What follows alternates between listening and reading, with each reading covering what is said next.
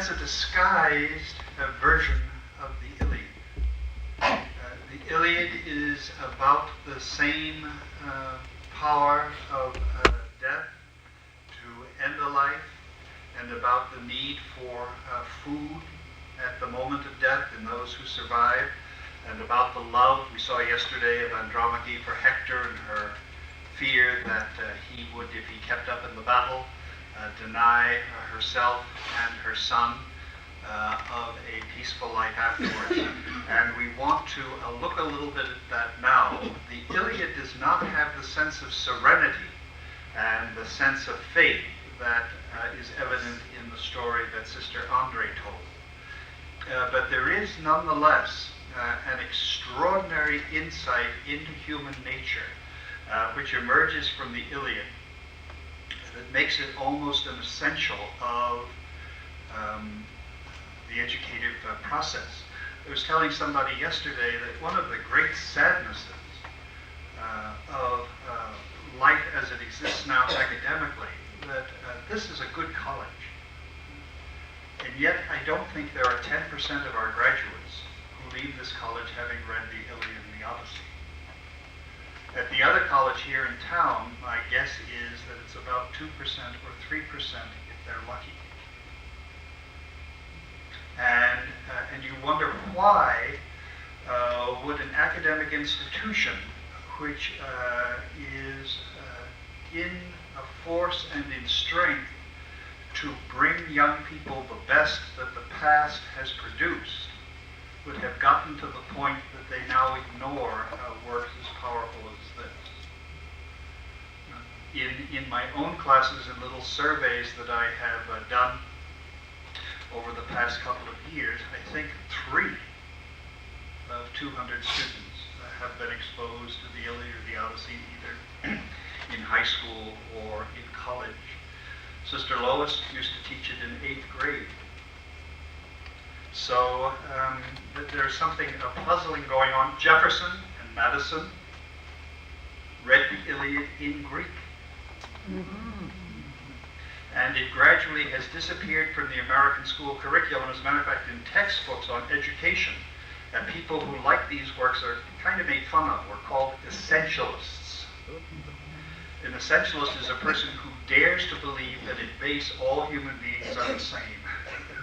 That's made fun of. The Illiad and the Odyssey gradually disappeared. They were not a part of university education, even in the Ivy Leagues, in a significant way in the 20th century. And in the 1940s, Mark Van Doren, whom I mentioned earlier, and a guy by the name of Robert Hutchins, and another guy by the name of Stringfellow Barr, decided to reintroduce them into the undergraduate curriculum in a movement called the Great Books Program. And we have records of the faculty meetings at Columbia where they decided to do this, and the majority of the professors said it'll never work with undergraduates. They couldn't possibly understand either of those 2 books. Maybe if you were working with PhDs you could do it, but don't give it to undergraduates. And there's a very famous speech where Van Doren stood up and said what Sister Andre has presented to us today. They know family, they know anger, they know jealousy, they've been exposed to death. That's all the Iliad and the Odyssey are all about. What are you saying? Only PhDs can understand it. And the revolution that started there spread to colleges throughout the United States. It's gradually disappearing again, so we're ready for a new wave of people. So go out to your local school boards and say, hey, why do you throw away the best? Let's look at death, and let's look at it with Simone Weil. Let's go to Simone Weil. This extraordinary. I have severely cut. This is not a complete paragraph from the Illiad poem, of course. It's just a collection of sentences, and they give some sense, I think, of the incredible richness in this 20 or 30-page essay. By the way, for a number of years, until about 3 years ago, the only way you could get this essay in the United States was by applying to the Quakers.